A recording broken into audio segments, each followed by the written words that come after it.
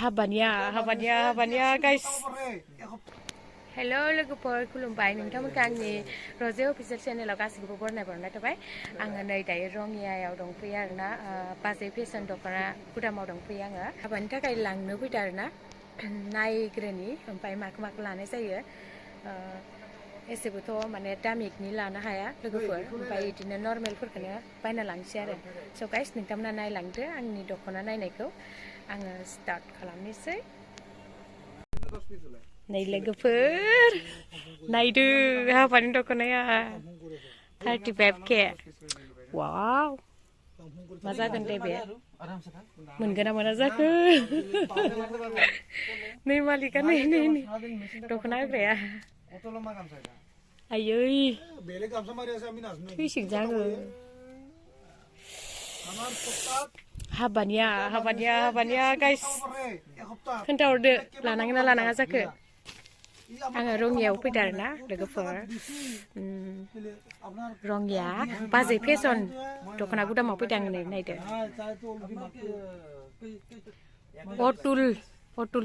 अतुल नार्जारि मोननियाव फैदों आङो नोंना फेसबुकाव मा लिरदों ना अतुल नार्जारि गाइसा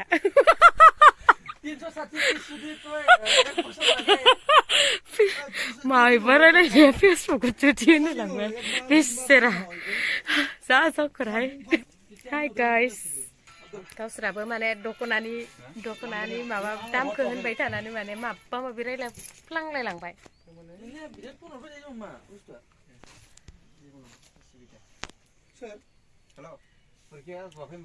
दखना दानायनि खोथा बोरैबा हाव मोनलायलांबाय गानफेराखै नालाय जिबनावबो एबार गाननो मोनसिगोन नेक्स्ट इयारनिफ्राय बैसागोसिम नेक्स्ट इयारनिफ्राय इफोरनो सोलिसिगोन आरो नोंसिनाव नों खनसे प्रमट खालामनो हानायखौनो बेलेगा मोनसे माबा जानो फैबाय आरोना प्रमट खालामनो थाखाय एसे मिलायनो हासिगोन आरो ना डेम'नि थाखाय आं बाक्सुआव सोमना दोनबाय थागोन नायखौ हाबा जाखांबाथाय गानाहाय दोननानैलाय मा गाननांगौसो दा देखायनांगौसो नुनांगौसो दा नैबे साइनिंआ बेलेग फैथारोलै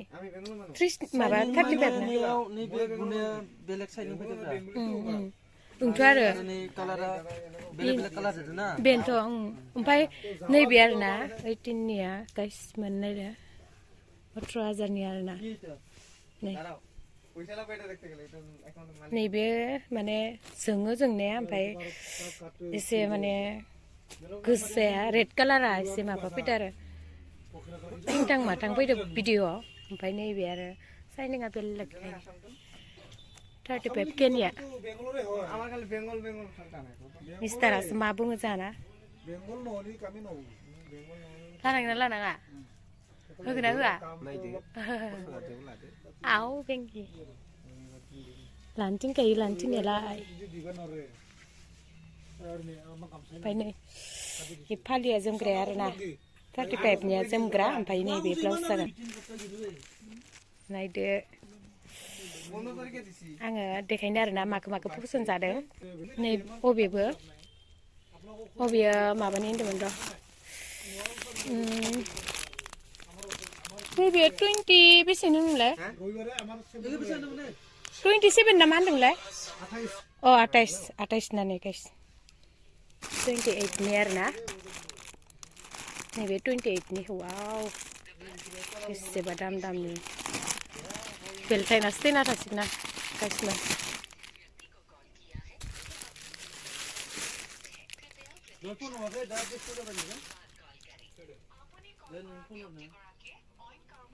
फैयाबानो जागौमोनहाय नैबे दामिकनिखौसो माबा लुगैफैबाय थाबाय फैयाबानो जागौमोन आं दामिखौनो लानो होनायाथ'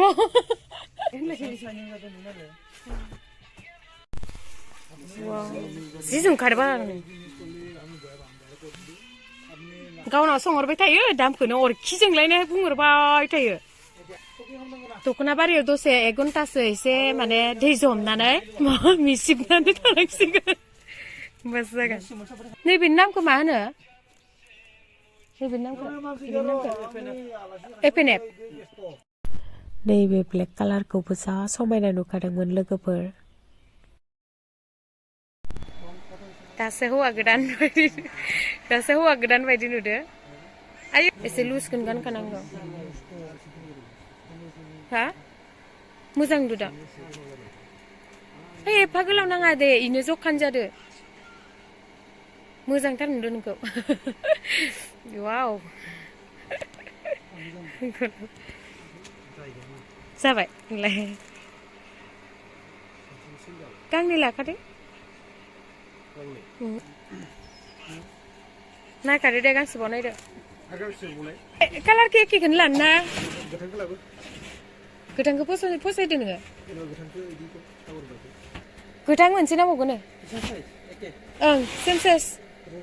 ना एसे दाग दङ एसे दाग दंबावो आरो इन्डियानखौ नायनिसाय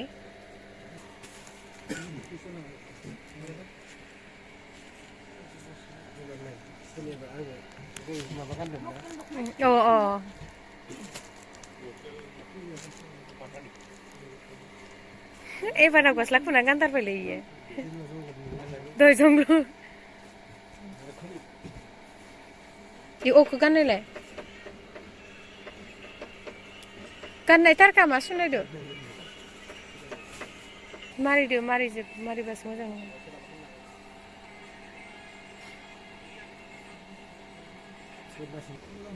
इयो खै नाम्बार 42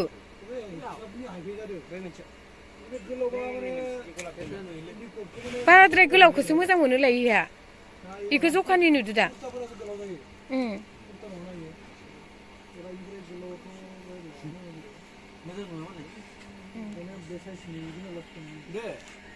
मोजां नुदो दे इखौ होनदे आं मोजां नुदो मालाय मोजां नुवाबाबो ओरैसै नैबेखौ लानोसै ओमफ्राय नैबेखौ जाख लादो नैलै माइ नामा गांसो लानो नागिरलायबाय हाबा थानायाव गाननो इखौ मोजां नुदो आरोना जोंगोन इयो गानना नायजोब्बाय माने आङो मायो मोजां नुगोन सुइटार सायावनो होथारबाय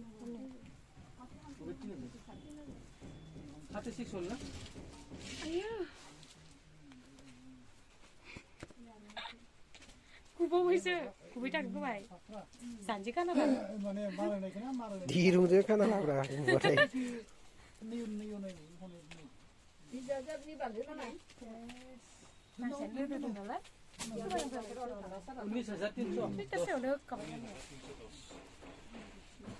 मोजां नुदोंना दे जाबाय होमबा बेखौनो लानोसै बेखौनो फसायथारनाय आङो बे दखनाया जाबाय 35 जुरिपाट अल बडि आगर आरो ना मोदोम गंसे आगर जुरिपाट बुङो बेखौ खायफा दखाना माने 35,000 लायो माने जों हलसेल दखान हिसाबै एसे खम हमबाय आरो ना 30,000 आं लाबाय आरो बिसनिखौ माने इमान रिटेल इमान जों बिदि हमबाय थाया एसे खम हमनो हायो आरो जोङो जिखुनु जि लायोब्लाबो जोङो हलसेलाव हमो आरो ना बिदि आरो माने बेयो अरिजिनाल पियर पाट जुरिपाटबो बुङो मानसिफ्रा बेयो अल बडि बेडशिट होनना बुङो मोदोम गंसे आगर जे अफिसियेल नामा बेहा निजा इउटिउब माबा चेनेल दं लोगोफोरा एसे नायबानो जाबाय आरो बिनि चेनेलखौ एसे लाइक आरो साबस्क्राइब खालामनाबानो जाबाय आरो लोगोसे शेयार खालामनाबानो जाबाय जाहाथे बियो एसे आरो मटिभेट मोनो नोंथांमोननिफ्राय जोंनि दखाननि नामा बाजै फेसन रंगिया सिनाय जानो हागौ खायफाया मिन्थिखागौ नोंथांमोनाबो गासैबो फैनो नाजादो मालाबा माबाफोर नांगौ जाबा जोंनाव मोनगोन अरिजिनाल पाटनिफ्राय बाखि फिसा फिनला दखना गामसा लकेल दखना साद्रि माने फास्रा बिदि बायदिसिना मोननाय जायो मुगायाव आरनाय सुनाय वेस्टकट ओमफ्राय बे जाबाय बिजनिनि आरनाय नै लकेल आरनाय जाहैबाय मोजां दानायफ्रा मोजां लानो मोननायखाय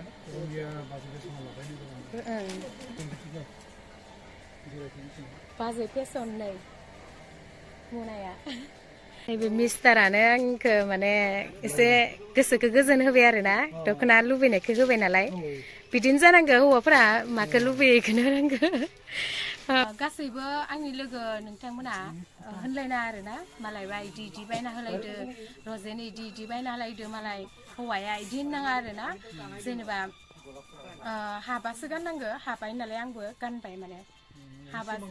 सिमां दंमोन नालाय आं नोंसिनि दख'ना गान होननानै सिमां दंमोन नालाय आंना सिमाङा जाफुंसिगोन आं बिराद गोजोननाय थाबाय आरोना गाइसमोन गाइस बाय बाय नोंनि स्ट'रिखौ होबाथाय गुरलाब गुथाब जाबाय थायो दख'नायाव दे थेंक इउ माने फसंजानायखौ मोनबाय नालाय ना आंना माने गोसोआ माने साक्सेसफुल मोनबाय आरोना दे थेंक इउ जों दायो थांसै आरोना लोगोफोर थांबाय थानोसै मा होनो आरो मोनबाय आं नोंखौ थेंक इउ आयौ मिनिखौ माबाय दं आरो माने थेंक इउ मिस्टार इदि जानांगौमोन आङो हे अखाबाय सेस होनबालाय बोरै जाखोलायबावसो नै आइ दख'ना गाननायखौ मोजां खोनादों गन्थं गोलाव अखा सिजाना आं गगा मोनसोदो जोङो दायो थांनानै माबा माबि जाहैनोसै खोमा ना उखैनायजों मानायजों जाहैनोसै एबार जाखावहैनोसै ना गाइस जों ओंखारबोबाय आरोना इ खनायावसो दङ ओइनो बाबुआ ओमफ्राय सोर लाखैखो ए नै आं खिथानो बै मोननैखौबो लागोन खोमा आरोना हा ओइ सिङावसो गुदामा बै सिङाव बानायगासिनो दङनो नैबे मोखाङाव आरोना नैबे बाजै फेसन आरो पस्टारा नैदे हा बेखौ राधा कृष्ण मन्दिर ओइलाय शिब मन्दिरा बेखौसो मिथियो आरो बेयावहाय फैबानो बाजै फेसनखौ मोनफैबाय आरो शिब मन्दिराव नैबे शिब मन्दिर ओइयो ब्लाउसफोरा मोजां मोजांखा नैबे नै राधा कृष्ण गाइस नायलाय आं दासो ओंखारबोदो दहाय भिडिअ लायाखैमोन ओंखारबोनायाव नायदो आरो ओइ गारिया नै